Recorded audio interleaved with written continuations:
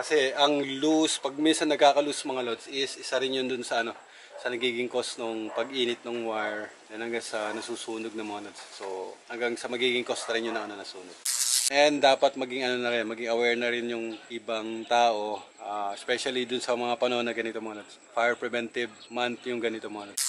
Dapat meron tayong PMS mga lods.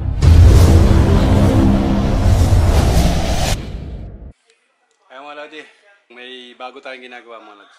Makita niyo yung panel na mga lods. So itong panel na to is mataas daw ito dati mga lodi. Pag nakatayo ka, is halos na dito daw ang pinakang panel niyan. Itong panel na to mga lods. So sa tagal ng panahon, bumaba yung lugar. Kaya pinatambakan nila ng pinatambakan. Makita niyo yung ano. So may tambak na to.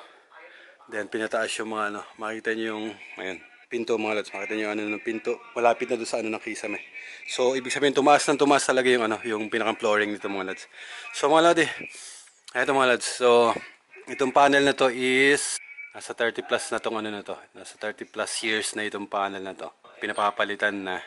So binubutas natin, papalitan natin ng dito natin ilalagay yung ano, yung chint.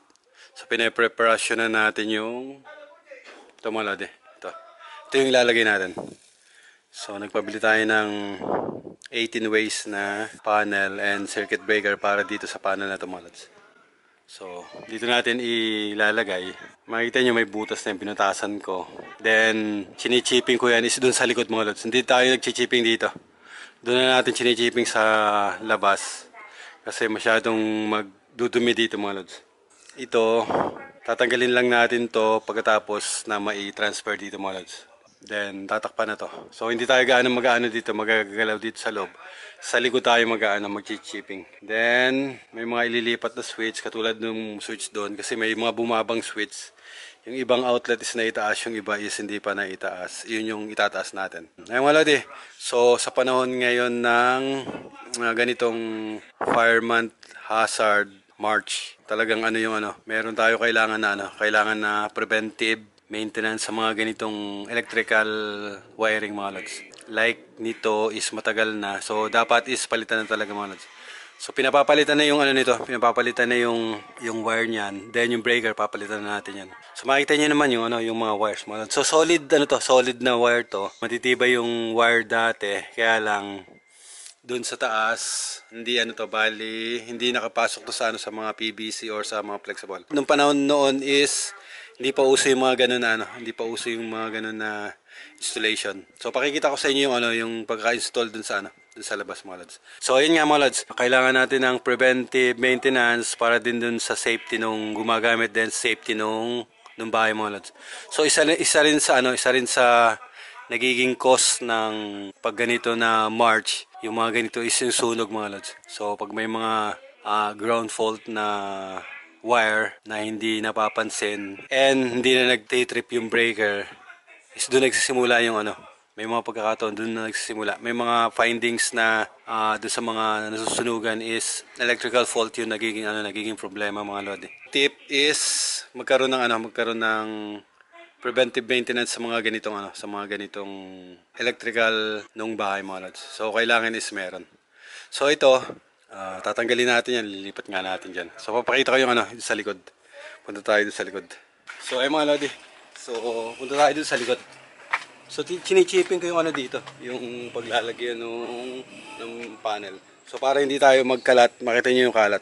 So binutas na natin ito mga lods. Then pinalabas na natin yung pipe. So meron pang pipe yan dito sa lugar nito. 4 kasi yung pipe, sinilip ko yung doon sa panel, 4 yung pipe. Makita niyo yung yung taas nung panel doon sa pinakang flooring mga lods. So ang panel niya is eto mga lods. So yan yung butas ng panel. Dito yung pinakang panel dito sa lugar na to. Ayan mga lods. So bumaba na ng bumaba. So kailangan ng ma-relocate yung panel. Then mapalitan yung panel. So yun nga, isang tip yun dun sa sa katulad dito na fire preventive month is need na ma-inspect yung mga panel mga lods. So kailangan ma-inspection yung mga panel. Magkaroon tayo ng preventive maintenance schedule para doon sa mga electrical panels natin and electrical devices natin mga lods. Isa yun dun sa mga tip na dapat meron tayong PMS mga lods, preventive maintenance schedule para doon sa mga electrical natin. pag may preventive maintenance is na-inspect natin yung mga panel, nahigpitan natin yung mga screw. Kasi ang loose, pag minsan nagkaka-loose mga lods, is isa rin yun dun sa sa nagiging cause nung pag-init ng wire, yan hanggang sa nasusunog ng mga lods. So hanggang sa magiging cause na rin yun na nasunog. So yung loose, nag-loose ng wire, mga ground fault na wire na hindi napapansin, like nakaano na dun sa bubong. Then yung mga old wires na hindi na napapansin, then yung mga breakers na hindi na nagma-malfunction ng tama. So, yun yung mga dapat bigyan pansin, and magawa natin ng preventive maintenance nga schedule para dun sa bahay na yung mga. So, katulad nga nito. So, pinabago na yung pinapatanggal na yung lumang panel, then pinapapalitan ng panibago, then yung wire as in rewiring rewiring lot. Then yung mga devices na outlet papalitan na rin. So ayun mga lodi. So yun yung mga tips ko lang dun sa pag ganitong March mga lodi. So mainit ang panahon, then isa pa yun sa nakakadagdag dun sa dun sa init ng mga wiring natin dun sa mga bahay mga lodi. Yun lang. So need natin ng preventive maintenance schedule para sa electrical wiring natin sa bahay, sa panel mga lodi. And dun sa mga devices. Ay mga lodi. So ito yung nakita nyo yung wiring na yan. So matagal ng wiring tong bahay na to. So makikita nyo yung yun, insulator, dyan, hanggang dun mga lods. So yun, makikita nyo yun dun, hanggang dun. Then ito, main ito mga lods. So itong main na to is pinaano na yan. Bali bago na yung main na yan. Tatanggalin na rin natin yan, lalagyan na lang din natin dito. Yung mga wire is, natin yan. Check natin kung matatanggal natin or lalatagan na lang natin ng panibago. Pwede ding iwan na lang natin, then lalatagan natin ng mga panibago. Then dun sa mga droppings, dun na lang tayo maglalagay ng bagong wire. Pinakita ko lang sa inyo kung paano yung naging installation nung panahon na matagal naman. So ganyan yan. So sa bubong, sa taas daw ng kisame is puro ganyan yung mga nakalagay mga lods. So kaya tayo dun sa kisame kasi papalitan natin ng mga wires yung mga Ang gagawin natin is lalatagan na lang natin mga lods yan.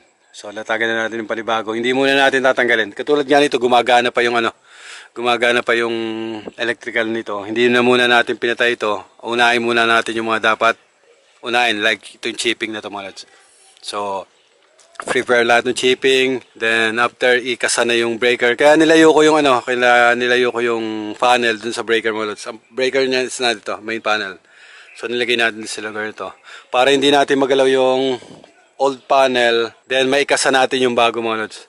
Para pag tanggal natin ng mga wires is saglit na lang yung magiging trabaho. Then, ito nga yung wire. Hinahanap na natin yung wire dito para paglagay natin ng panel.